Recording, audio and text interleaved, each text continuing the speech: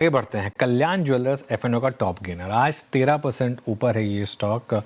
दरअसल नंबर्स तो शानदार रहे ही, साथ ही एक बहुत इंटरेस्टिंग न्यूज़ रिपोर्ट है हमारी सिस्टर वेबसाइट मनी कंट्रोल की कि सेबी में इन्होंने एक अपील की है। क्या है वो अपील और क्यों भागा है स्टॉक, आशीष से समझ लेते हैं। आशीष, गुड आफ्टरनून, समझाइए। Good afternoon sir. एक तो बहुत लंबे समय के बाद कल्याण ज्वेलर्स के नंबर्स इतने बढ़िया देखने को मिले कि मार्केट ने पूरी तरीके से रिजॉइस किया।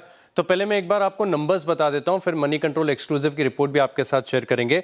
आप नंबर्स देखिए कि हर पैरामीटर्स पर कितने बढ़िया देखने को मिले। मुनाफा 90% बढ़ा, आय 42%, एबिटा 74% बढ़ा, और ये जो एक्सपांशन आया मार्जिन लेड है, यानी एबिटा मार्जिन 5.9% से बढ़कर 7.3% के देखने को मिले। लेकिन ये तो ऊपर ऊपर के नंबर्स है। अगर आप इंटरनल्स भी देखें तो ये मार्केट को पसंद आए। ट्रिपल एसजी ग्रोथ शानदार 27% की देखने को मिली। अब इनका इंडिया कारोबार अच्छा ग्रो कर रहा है, मिडिल ईस्ट में बढ़िया ग्रोथ यहाँ पर रही। 18 नए स्टोर्स इन्होंने जोड़े और इसी के साथ जो टोटल स्टोर्स की संख्या 318 हो गई है।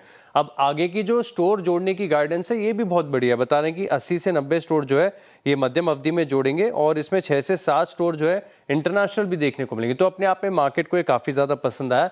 लेकिन एक और खास रिपोर्ट आई, इसके बाद से हमने देखा कि स्टॉक में खास एक्शन देखने को मिल रहा है, और ये मनी कंट्रोल एक्सक्लूसिव की तरफ से रिपोर्ट आई है जहां पर बताया जा रहा है कि कंपनी ने सेबी के ऊपर अर्जी दी है, सेबी के साथ अर्जी दी और कहा है कि अब उन्हें एफएनओ से बाहर निकालना चाहिए। कारण यह है कि काफी हद तक आप देखें तो प्राइस में गड़बड़ी के, और ये आरोप यहां पर लगाए गए हैं कि कोई स्टॉक को जो है इन्फ्लुएंस कर रहा है। लगातार शॉर्ट पोजीशंस यहां पर बनती जा रही हैं। कंपनी ने यह बताया कि 29 नवंबर 2024 में कल्याण ज्वेलर्स का स्टॉक एफएनओ में शामिल हुआ, लेकिन इसके बाद से एक ट्रेंड लगातार ये ऑब्जर्व कर रही है कंपनी कि इनके जो फ्यूचर्स हैं स्पॉट से डिस्काउंट पर चलते हैं, जिसी से समझ में आता है कि स्टॉक लगातार यहां पर हैवी शॉर्ट सेलिंग देखने को मिल रही है।